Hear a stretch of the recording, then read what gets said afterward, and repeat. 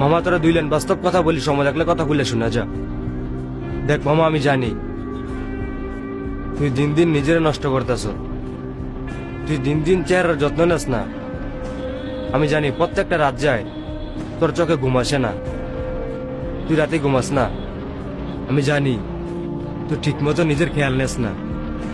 কারণ কি, তুই একটা মেয়েকে মন দিয়া প্রাণ দিয়া জান দিয়া ভালোবাসতি, কিন্তু সেই মেয়ে তোকে ভালোবাসে নাই, সেই মেয়ে তোকে ছাইরা গেছে।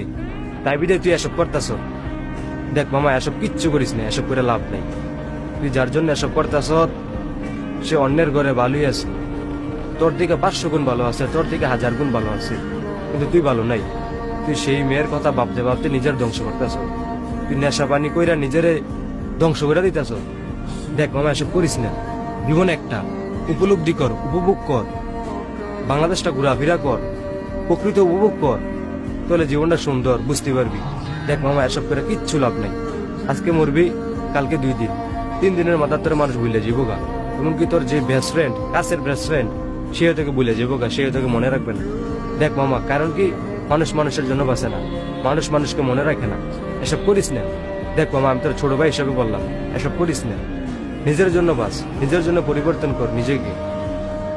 শেষমেশ কথা কি, সবাই ভালো থাকবেন, নিজের খেয়াল রাখবেন।